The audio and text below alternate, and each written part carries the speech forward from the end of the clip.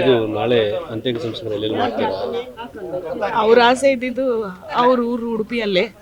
So ಉಡುಪಿಗೆ ಕರ್ಕೊಂಡು ಹೋಗ್ತಾ ಇದ್ದೀವಿ, ಅಲ್ಲೇ ಮಾಡಬೇಕು ಅಂತ ಅವರು ಆಸೆ ವ್ಯಕ್ತಪಡಿಸಿದ್ರು.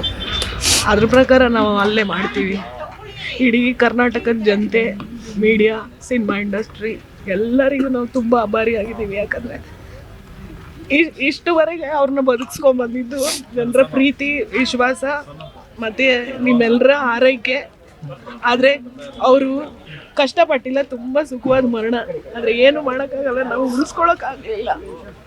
ಆದರೆ ನನ್ನ ಮಕ್ಕಳ ಮೇಲೆ, ನನ್ನ ಮೇಲೆ ಸದಾ ನಿಮ್ಗಳ ಆಶೀರ್ವಾದ ಇರಲಿ.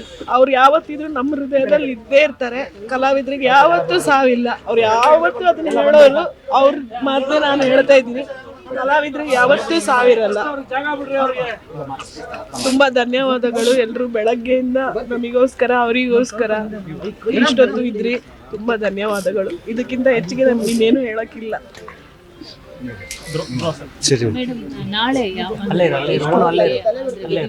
ನಾಳೆ ಬೆಳಗ್ಗೆ ಅಂದ್ರೆ ಇವಾಗ ಇಲ್ಲಿಂದ ಹೊರಡ್ತೀವಿ. ಬೆಳಗ್ಗೆ ಮುಟ್ಬೋದು. ಬೆಳಗ್ಗೆ ಒಂದು ಅಲ್ಲೆಲ್ಲ ಇದು ಮಾಡಿ, ಏನು ಪೂಜೆ ಇದೆಲ್ಲ ಮಾಡಿ, ಅವ್ರ ತಾಯಿಯವರು ಇದ್ದಾರೆ. ಇವಾಗ ಅವ್ರನ್ನ ಹೆಂಗ್ ಫೇಸ್ ಮಾಡೋದು ಅಂತ ನಮಗೆ ಗೊತ್ತಿಲ್ಲ. ಅವ್ರ ತಾಯಿಗೆ ವಯಸ್ಸಾಗಿದೆ. ದೇವ್ರು ಈ ಥರ ಕಷ್ಟ ಮಾತ್ರ ಯಾರಿಗೂ ಕೊಡಬಾರ್ದು. ಬೆಳಗ್ಗೆ 8 ಗಂಟೆ ಹಾಗೆ ಉಡುಪಿಲಿ ಸೇರ್ತೀವಿ. ಸೊ 8 ಗಂಟೆ ನಂತರ ಉಡುಪಿಲಿ ಕಾರ್ಯಕ್ರಮನ ಮುಂದುವರಿಸ್ತೀವಿ ಸರ್. ಬೇರೆ ಎಲ್ರಿಗೂ, ಮೀಡಿಯಾದವರಿಂದ ಹಿಡಿದು everybody for everything. Thanks. Thank you.